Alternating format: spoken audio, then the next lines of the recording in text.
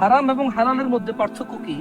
যেমন প্রেম হারাম। আপনি দেখেন, মেয়ের ভাই আপনাকে কোপাইতে আসবে, মেয়ের বাপ মামলা হামলা ধমকি দিবে, মেয়ে রাতের বেলা কম্বলের নিচে ঢুকে কথা বলতে হবে, ঘর থেকে বাইরে কথা বলতে হবে, ভাবির মোবাইল, চাচির মোবাইল, বান্ধবীর মোবাইল, নানা মোবাইল, এই জায়গায় পায়ের মধ্যে ট্যাপ দিয়ে বান্ধা রাখবে মোবাইল, দমদমা কানের উপর রাখবে মোবাইল, এক অশান্তি, হারাম।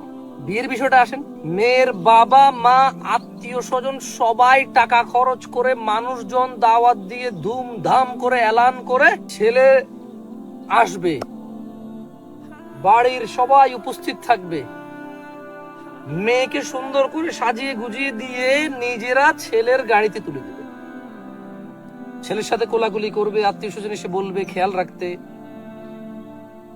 ছেলের মা এবং বাবা আগে থেকেই তাদের বাড়ি তাদের সামর্থ্য অনুযায়ী ঘর দুয়ার সাজিয়ে রাখবে, তাদের থাকার প্রাইভেসি নিশ্চিত করবে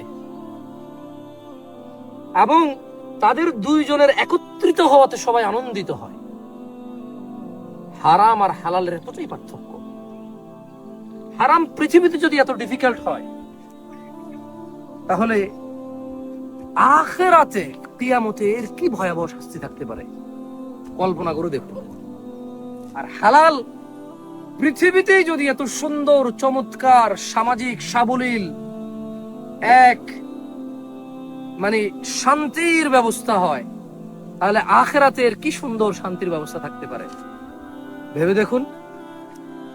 আমি যুবক ভাই ও বোনদের বলবো, হারাম থেকে বিরত থেকে বিবাহের যোগ্য করে তোলা নিজেকে।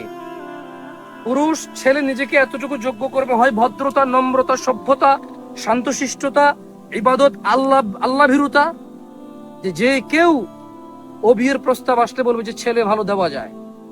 মেয়ে নিজেকে এতটাই সংরক্ষিত রাখবে, কেউ যখন হন্য হয়ে খুঁজবে যে একটা ভালো মেয়ে লাগবে, চরিত্রবান মেয়ে লাগবে, সবাই বলছে ওই যে অমুকের একটা মেয়ে আছে, আমরা তেমন কিছু জানি না ওর সম্পর্কে, এই জন্য সে চরিত্রবান।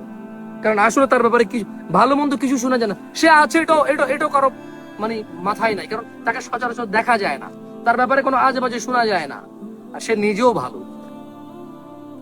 আমি আমার যুবক যুবতী ভাই বোনদের বলবো, নিজেকে বিবাহের যোগ্য করে তোলো, নারী অথবা পুরুষ, ছেলে অথবা মেয়ে, উভয়। জাযাকুমুল্লাহ খায়র। আসসালামু আলাইকুম।